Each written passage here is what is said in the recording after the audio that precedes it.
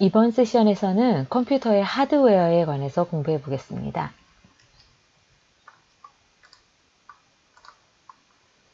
세션 2의 주요 내용으로는 컴퓨터의 하드웨어의 구성이 어떻게 되는지, 그리고 컴퓨터의 하드웨어 구성 요소 부품인 중앙처리 장치, 메모리, 입력 장치, 출력 장치, 저장 장치에 관해서 알아보겠습니다. 자, 컴퓨터의 하드웨어 구성을 한눈에 볼 수 있도록 되어 있는 그림입니다. 컴퓨터는 크게 세 가지 장치로 구성되어 있다고 볼 수 있는데요. 먼저 중앙처리 장치, 파란색으로 표시된 중앙처리 장치이고요. 그리고 기억 장치가 있습니다. 그리고 입출력을 담당하는 입출력 장치가 있는데, 중앙처리 장치는 우리가 보통 CPU라고 부르고요. Central Processing Unit의 약자입니다. 그 중앙처리 장치는 다시 세부적으로 들여다본다면 제어 장치, 컨트롤 유닛이라고 불리는 제어 장치와 ALU, Arithmetic and Logical Unit이라고 불리는 연산 장치로 구성이 되어 있습니다. 제어 장치는 컴퓨터 시스템에 있는 각 하드웨어들에게 동작을 지시하는 역할을 하고요. 연산 장치는 계산을 수행하는 그런 일을 합니다. 그리고 기억 장치에는 주기억 장치와 보조기억 장치가 있습니다. 주기억 장치는 우리가 보통 메모리라고 부르는 것을 주기억 장치라고 하고요. 그리고 RAM이라고 부르기도 하지요. 보조기억 장치는 일반적으로 하드디스크로 알고 있는 그런 장치를 보조기억 장치라고 합니다. 입출력 장치는 입력 장치와 출력 장치가 있고요. 각각의 장치에는 어떤 사례들이 있는지 하는 것들을 자세히 알아보도록 하겠습니다. 자, 먼저 가장 중요한 부품 중에 하나인 중앙처리 장치입니다. CPU인데요. CPU는 주어진 명령에 따라서 데이터를 계산하는 역할, 그리고 각종 주변 장치에 데이터의 입출력 명령을 내리는 크게 두 가지 역할을 합니다. 앞서 말씀드렸다시피 CU, 컨트롤 유닛은 프로그램을 구성하는 명령어를 읽고 해석해서 모든 장치의 동작을 지시하고 감독, 통제하는 기능을 하고요. 그리고 ALU라고 불리는 구성 요소는 기억된 프로그램이나 데이터를 꺼내서 연산을 하는 연산 기능을 수행을 합니다. 그래서 컴퓨터는 이 CPU는 컴퓨터 중심부에서 데이터를 처리하기 때문에 프로세서다 이렇게 부릅니다. 그래서 컴퓨터에서 가장 중요한 장치가 뭐냐라고 말하면 모두 중요한 장치가 되겠지만 중앙처리 장치다라고 말하는 사람들이 있습니다. 앞서서 세션 1에서 컴퓨터의 구성 요소에 설명드릴 때 이제 노트북을 구매하려고 검색을 해봤더니 컴퓨터의 사양에서 이런 정보를 주더라 하는 이 그림 보신 적 있죠? 그림에서 빨간색으로 밑줄 그은 이 부분이 CPU, 중앙처리 장치에 관한 내용입니다. 많은 정보들이 부여되고 있죠. 각각이 어떤 정보들인지 하는 것들을 계속해서 알아보도록 하겠습니다. 자, CPU의 종류에는요, 크게 두 가지로 나뉘는데, 인텔 계열과 AMD 계열이 있습니다. 지금 이렇게 이 세션을 통해서 설명드리는 내용은 여러분들이 실제로 컴퓨터를 구매하거나 자기가 사용하고 있는 컴퓨터의 사양을 이해하는 데 굉장히 실질적이고 실용적인 내용들이기 때문에 잘 듣고 이해하시면 좋을 것 같아요. CPU 중에서 인텔 계열은 일반적으로 코어 i 시리즈 라고 이렇게 일반 시장용이 있고요. 그 다음에 보급 시장용에서 펜티움 시리즈, 셀러론 시리즈 이렇게 나뉘어져 있습니다. 그래서 최근에 판매되고 있는 컴퓨터들에 보면 코어 i7 내지는 i9 이런 정보들이 기입되어 있는 것을 보실 수 있을 거예요. 그래서 이 경우에는 숫자가 클수록 그 성능이 더 좋다는 것을 나타냅니다. 그리고 일반 시장용에 비해서 보급 시장용은 약간 가격이 저렴한 그런 특징이 있고요. 그리고 AMD사에서 나온 그 CPU는 메인스트림과 여기서도 마찬가지로 보급용으로 나뉘는데요. 에슬론이라고 들어보셨을 거예요. 에슬론 시리즈라는 것, 그리고 페넘 시리즈라는 것, 이런 이름이 붙어 있는 시리즈가 AMD에서 나오는 그 CPU의 종류이고요. 보급용으로는 샘프론 시리즈, 에슬론 시리즈 이런 것들이 있습니다. 자, 일반적인 가장 핵심적인 그 중앙처리 장치는 앞서서 보신 인텔과 AMD 계열이었다고 한다면 GPU라고 불리우는 그래픽 프로세싱 유닛도 중앙 처리 장치의 일종으로 봅니다. GPU라 하는 것은 그래픽 작업만 전문으로 하는 그래픽 전용 프로세서를 GPU라고 부르고요. 우리가 컴퓨터 사양서를 이렇게 봤을 때 예를 들어서 여러분들이 게임을 주로 하기 위해서 컴퓨터를 구매한다. 그러면은 게임에서는 그래픽 처리가 굉장히 중요하잖아요. 그런 게임용 컴퓨터들은 이 GPU의 역할이 굉장히 중요하게 이렇게 보강되어 있는 것들을 보실 수 있을 겁니다. 또 다른 프로세서의 종류는 AP라고 불리우는 프로세서들이 있는데요. 애플리케이션 프로세서의 약자이고요. CPU의 기능, GPU의 기능, 그리고 무선 통신 시스템을 하나의 칩에 구현한 그런 제품을 AP라고 부릅니다. 흔히 스마트폰이나 인베디드 시스템에 사용되고 있는 프로세서들이고요. 이렇게 작은 그 기기 안에 들어가야 되기 때문에 부피를 줄이고 전력 소모를 최소화할 수 있도록 구현된 프로세서입니다. 자, CPU. 아까 가격 비교 사이트에 봤더니 CPU에 대한 정보가 많이 나와 있었는데 거기에 표시되는 그 CPU의 성능을 보는 방법을 좀 알아보도록 하겠습니다. 먼저 첫 번째는 코어의 개수가 나와 있는데요. 듀얼 코어다 그러면은 코어가 2개, 트리플 코어다 그러면 코어가 3개, 이런 식으로 코어의 개수를 표시를 하고요. 그 코어가 하나 있다는 얘기는 한 번에 한 가지 일을 할 수 있다는 얘기고, 코어가 2개가 있다는 얘기는 한 번에 2가지 일을 동시에 수행을 할 수 있다는 얘기입니다. 그러니까 코어의 개수가 많을수록 성능이 좋다는 얘기죠. 그래서 쿼드 코어, 헥사 코어 이런 CPU들이 요즘에 시판되고 있는 것이고요. 두 번째는 세대를 표시를 하고 있습니다. 예를 들어서 앞서서 우리가 봤었던 컴퓨터 사양에서 i7에 1065G7 이렇게 코어가 표시가 되어 있는데 가장 앞에 있는 i7 대쉬 뒤에 있는 숫자 중에서 가장 앞에 있는 한 글자 또는 두 글자가 세대를 나타내는데 이 경우에는 10세대 프로세서라고 표현을 합니다. 그래서 세대가 높을수록 성능이 좋은 거고요. 세대에 따라서 코드명이 부여가 되는데 그 코어 i7의 10세대부터 그 세대명을 아이스레이크라고 붙인 겁니다. 그래서 사양서에 보시면 아이스레이크 이렇게 표시되어 있는 걸 보실 수 있을 거고요. 그리고 CPU에서는 클럭 속도가 성능을 나타내는 또 한 가지 중요한 그 기준입니다. 그래서 그냥 일반적으로 속도라고 표시를 하는데요. 헤르츠 단위로 표시가 되고요. 그 헤르츠 단위로 표시되는 속도가 높을수록 성능이 좋은 겁니다. 마지막으로는 CPU의 대역폭인데요. 그 중앙처리 장치가 한 번에 처리하는 비트 수이고 한 번에 많은 비트를 처리할 수 있도록 성능이 높은데 최근에 판매되는 대부분의 컴퓨터는 64비트 CPU가 판매가 되고 있고요. 예전에 사용되던 컴퓨터들은 32비트 CPU가 일반적으로 사용됐었습니다. 근데 최근에는 64비트 CPU가 일반적으로 채용이 되고 있습니다. 그래서 코어, 그 다음에 몇 세대이냐, CPU 클럭 속도가 어떠냐 하는 것들을 살펴보시면 이 CPU의 성능이 어느 정도다 하는 것들을 비교하실 수 있을 것 같습니다. 자, 이번에는 주기억 장치 알아보겠습니다.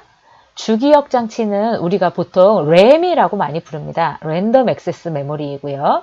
주기억 장치 종류에는 램만 있는 게 아니라 롬이라는 형태도 있기는 한데 우리가 롬이라는 것은 일반적으로 많이 접할 기회가 없고 이제 일반적으로 말하는 거는 램입니다. CPU에서 처리 중인 프로그램과 데이터를 임시적으로 저장하는 장치입니다.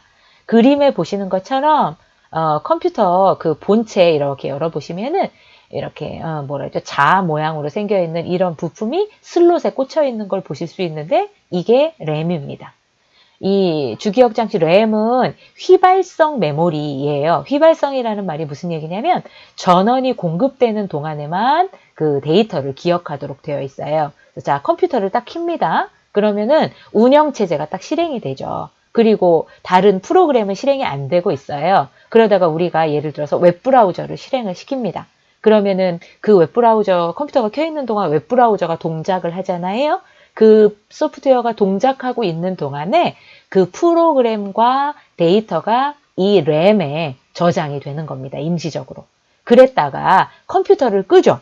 그러면은 그 프로그램을 닫지 않고 컴퓨터를 껐다 하더라도 다시 컴퓨터를 켜게 되면 그 프로그램은 실행되지 않고 없어지게 돼요. 그게 왜 그러느냐면 메모리가 휘발성이기 때문에 전원이 공급되는 동안에는 데이터를 기억하다가 전원이 차단되면 데이터를 다 잃어버리게 되는 그런 형태이기 때문에 그렇습니다. 메모리 종류에는 SDRAM이라는 메모리와 DDR SDRAM이라는 메모리가 요즘 가장 많이 언급이 되는데요. 특히 DDR SDRAM, Double Data Rate Synchronous Dynamic Random Access Memory라는 DDR SDRAM이 많이 사용이 됩니다. 그래서 DDR 램의 종류는 또다시 나뉘어서 DDR, DDR2, 3, 4 이렇게 뒤에 번호가 붙게 되는데요. 숫자가 높을수록 대역폭이 커서 그 한 번에 읽고 쓰는 그 폭이 크기 때문에 속도가 빠른 거고요. 요즘에 많이 사용되고 있는 메모리는 DDR4입니다. 자, 주기억장치 중에서 이제 램 말씀드렸는데요. 램은 데이터를 기억하는, 데이터와 프로그램을 기억하는 장치라고 했어요. 그러면은 이 램의 용량이 이제 클수록, 메모리의 용량이 클수록 컴퓨터의 성능이 좋아지겠죠. 그렇다면 그거를 알기 이전에 컴퓨터에서 데이터를 저장하는 그 저장의 단위를 좀 알아보려고 합니다. 자, 앞서서 비트에 대해서는 언급을 했었는데요. 0 또는 1, 둘 중에 한 가지 상태를 저장할 수 있는 가장 작은 저장 단위가 비트입니다. 그리고 한 비트 가지고는 어떤 의미 있는 정보를 저장하기 어렵기 때문에 의미 있는 정보를 저장하는 기본 단위를 우리가 바이트라고 부릅니다. 바이트는 8비트가 모여져 있는 그룹의 형태를 말해요. 그래서 이렇게 하나, 둘, 셋, 넷, 다섯, 여섯, 일곱, 8개의 비트가 모여져 있는 이 저장 공간을 한 바이트다. 이렇게 표현을 하고요. 각 비트에는 어느 순간에 0 또는 1의 값을 가지게 되는 것이죠. 그리고 1024개의 바이트, 그러니까 2의 10승계의 바이트가 모여진 용량을 1K 바이트라고 표현합니다. 그리고 2의 20승 바이트만큼의 용량을 메가바이트라고 표현하고요. 2의 30승을 기가바이트라고 표현하고요. 2의 40승을 테라바이트라고 표현합니다. 그래서 요즘에 메모리 같은 경우에는 메모리 성능 부분 보시면 숫자가 클수록 메모리 용량이 크기 때문에 저장할 수 있는 데이터가 많아서 컴퓨터의 성능이 좋아지는 거고요. 최근에는 이 단위 중에서 기가바이트 단위만큼의 그런 규모의 램을 채용해서 보통 씁니다. 그래서 지금 내가 쓰는 컴퓨터의 그 메모리 용량이 128기가바이트 이렇게 표현을 하는 거죠. 그리고 데이터를 읽고 쓰는 그 속도가 표시가 되는데요. 이 속도는 메가헤르츠 단위로 표시가 되고요. 마찬가지로 읽는 속도이기 때문에 높을수록 이 숫자가 클수록 좋은 성능을 의미합니다. 자, 이렇게 해서 주기억장치까지 알아봤습니다. 자, 그리고 기억장치의 또 다른 유형인 보조기억장치 알아보겠습니다.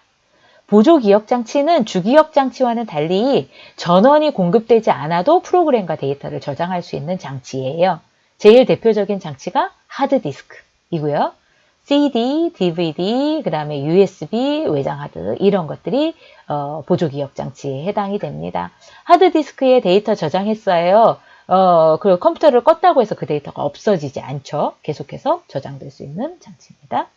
하드디스크는 수십 기가바이트에서 최근에는 테라바이트 단위의 하드디스크를 채용을 하고 있어요. 그래서 사용이 되고요. 그 다음에는 하드디스크와 비교해서 SSD, Solid State Disk라는 형태의 장치가 많이 활용이 되는데 하드디스크에 비해서 데이터를 읽어오는 속도가 훨씬 빠릅니다. 그리고 HDD보다는 가격이 좀 비싸요. 그래서 작은 용량을 사용하지만 그 속도가 빨라서 최근에 노트북에서는 이 SSD를 많이 채용을 하고 있고요. 그리고 PC 장치에서도 SSD를 장착을 해서 사용하는 경우가 많습니다. 또 다른 보조 기억 장치로 스토리지라는 것을 설명을 하고 싶어요. 스토리지는 이제 그 하드디스크이기는 한데 하드디스크는 PC에 장착되어서 PC 장치들을 통해서 액세스할 수 있다고 한다면 스토리지는 웹을 통해서 클라우드 방식의 저장 공간을 제공하는 것들을 말합니다. 우리가 사용해본 N드라이브나 웹하드와 같은 것들을 이제 스토리지라고 하죠. 그리고 이런 스토리지들은 어떤 업체나 기업을 통해서 서비스가 제공이 되고요. 그 물리적인 장치를 개인이 소유하지 않잖아요. 그 인터넷을 통해서 그 저장 장치를 활용을 할 수가 있게 되는 것이죠. 근데 경우에 따라서는 별도의 스토리지를 개인이나 기관 또는 그 어떤 그룹에서 이렇게 소유를 하고 인터넷을 통해서 서버와 같이 사용하고 싶은 경우들이 있습니다. 이때 사용되는 장치들이 NAS 또는 SAN과 같은 장치들이에요. 신문에 보시면은 NAS 같은 이런 장치들에 대한 광고가 굉장히 많이 나옵니다.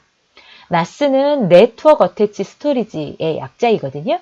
하드디스크를 여러 개 장착을 해서 랜을 통해서 데이터를 저장하거나 다운로드해요. 여기 그림에 보시는 것이 NAS 장치입니다. 이거는 컴퓨터 내부에 장착하지 않고 이렇게 별도로 컴퓨터 외부에 장착을 해주고 이 자체가 네트워킹 기능을 가지고 있습니다. 그래서 서버처럼 이 NAS 장치에 저장된 데이터들을 이 NAS 장치에 직접 인터넷을 통해서 액세스해서 읽거나 쓰거나 저장하거나 하는 역할을 하게 됩니다. SAN이라는 장치는 NAS랑 비슷하기는 한데요. 파이버 채널을 기반으로 해서 서버와 스토리지를 연결하는 네트워크예요. 파이버 채널이라는 게 그 섬유를 이용하는 거잖아요. 그렇기 때문에 데이터 전송 속도가 굉장히 빠릅니다. 그래서 데이터 전송 속도가 빨라야 되는 그런 환경에서 쓰는데 가격은 당연히 NAS보다 비싸죠. 그래서 이런 장치들이 보조기억 장치로 활용이 되고 있습니다. 자, 이렇게 해서 앞서서 중앙처리 장치와 그리고 저장 장치에 관해서 알아봤습니다. 이번에는 입력 장치에 관해서 알아보겠습니다. 입력 장치는 프로그램 또는 데이터를 컴퓨터 외부로부터 입력받아서 기억 장치로 저장하는 그런 기능을 담당하는 디바이스들인데요. 그림에 보시는 것들이 그 전통적인 입력 장치들이라고 보시면 됩니다. 먼저 왼편에 있는 터치 스크린 다시 설명드릴 거예요. 그 다음에는 가장 전통적인 입력 장치는 키보드와 마우스가 되겠고요. 그리고 스캐너, 카메라, 웹캠, 마이크, 그 다음에 조이스틱, 게임할 때 쓰는 조이스틱이나 그 다음에 이제 트랙볼 같은 거 있습니다. 마우스와 같은 역할을 하는 것인데 저런 튀어나와 있는 볼의 역할 또는 손을 쓸 수 없는 사람은 저 트랙볼을 발로 굴려서 마우스를 동작시키는 것처럼 쓸 수 있는 그런 장치들. 이 전통적인 입력 장치에 해당이 됩니다. 이제는 조금 더 첨단의 입력 장치들 몇 가지를 설명을 하자면 요즘에 그 입력 장치로 가장 널리 각광받고 있는 장치가 터치 스크린이죠. 그래서 스마트폰이나 그 태블릿의 보급으로 이 터치 스크린이 많이 채용이 되기 시작했고요. 그리고 최근에 그 무인 단말 이제 사람의 역할, 주문을 받거나 티켓을 발매하거나 이런 사람의 역할을 대신하는 무인 단말인 키오스크가 굉장히 많이 보급이 되고 있는데 이 키오스크들이 대부분 터치 스크린이라는 입력 디바이스를 이용을 해서 구현이 되어 있습니다. 그리고 또 다른 최신의 그 입력 장치로는 빛 센서, 그래서 주변의 밝기를 측정하는 이런 센서도 입력 장치로 볼 수가 있죠. 그래서 우리 노트북 같은 경우에 이 모니터 밝기를 자동으로 설정을 해 놓으면 내가 어두운 곳에 가면 이 밝기가 조금 어두워졌다가 디스플레이 밝기가요. 내가 밝은 곳에 가면은 디스플레이 밝기가 좀 밝아졌다가 이렇게 자동으로 조절되는 경우에 이 노트북에 장착되어 있는 빛 센서를 통해서 주변의 그 광원을 인식한 다음에 그것에 따라서 디스플레이의 밝기를 조절해 주는데 사용이 됩니다. 또는 이미지 센서 같은 경우에는 디지털 카메라에 사용되는 센서인데요. 사진과 동영상을 촬영을 하는데 이렇게 사용하는 그런 센서들이고요. 왼쪽 밑에 그림에 보시면 스마트폰에 탑재되는 그런 이미지 센서들이 보이고 있습니다. 그리고 지문인식 센서 같은 것들도 있죠. 그래서 생체 인식 센서의 한 종류이고 인증 보완하는데 주로 많이 사용이 되고요. 그 은행 앱이나 이런 곳에서 많이 활용을 하고 있습니다. 또 다른 입력 장치의 종류에는 홍채 인식 센서 있습니다. 지문보다는 보안성을 강화를 한 것이고요. 우리 보통 어디 출입하고 그러는 출입 시스템, 이런 보안이 필요한 그런 곳에 개개인을 식별하기 위한 홍채를 인식하는 센서들이 쓰이기도 하고, 그 다음에는 이제 혈압 센서, 맥박과 혈압을 측정하는 것들. 예를 들어서 요즘에 우리가 착용하고 있는 이 시계 있잖아요. 디지털 전자시계. 이런 시계에, 스마트 시계에 혈압 센서 같은 것들이 추가가 되어서 그거 계속해서 지속적으로 맥박과 혈압을 측정을 하다가 어떤 문제 상황이 발생을 하면 자동으로 어느 기관으로 그 메시지를 전송을 한다던가 이렇게 할 때 사용합니다. 또 다른 센서는 GPS 센서가 있습니다. 그래서 인공위성에서 들어오는 신호를 받아서 그 주변의 무선통신 기기나 와이파이 장치로 이렇게 연결하는 그런 GPS 센서가 있는가 하면, 자이로 센서라는 것도 활용이 되는데요. 자, 자이로 센서가 활용된 디바이스의 그 사례를 오른쪽 그림에서 보여드리고 있죠. 이 퍼스널 모빌리티, 이동 장치가 넘어지지 않잖아요. 이렇게 이동을 할 때에 자이로 센서의 원리는 그 기울기를 측정을 하는 겁니다. 그래서 이 장치, 센서가 부착되어 있는 그 기기의 기울기를 측정을 해서 그 기울기에 따라서 장치가 반응하도록 해서, 그 예를 들어서 어떤 로봇이 걷는 로봇을 만든다 할 때 걷기 위해서는 한쪽 다리를 들었을 때 그 기울어짐에 반응해서 무게중심을 이동시켜 줘야 되잖아요. 그런 때 사용하는 센서가 자이로 센서이고요. 그 다음에 가속도 센서에서 물체의 이동 속도를 감지하는 이런 다양한 센서 장치들이 요즘에는 컴퓨터의 입력 장치로 활용이 되고 있습니다. 자, 마지막으로 출력 장치 보겠습니다. 출력 장치는 처리 장치의 처리 결과를 출력하는 장치이고요.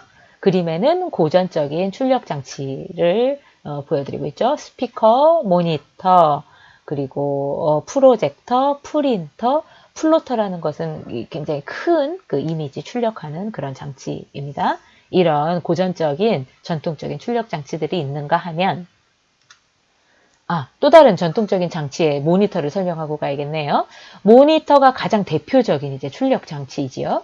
그래서 색을 나타내는 방식에 따라서 뭐 LCD니 OLED니 하는 그 다양한 종류가 구분이 되어 있고요. 화면의 비율에 따라서 또 분류하기도 하죠. 그래서 4:3이냐, 16대 9냐, 뭐 21대 9냐에서 와이드냐, 아니면은 뭐 보통 표준 사이즈냐 하는 것들로 그 구분이 되기도 합니다.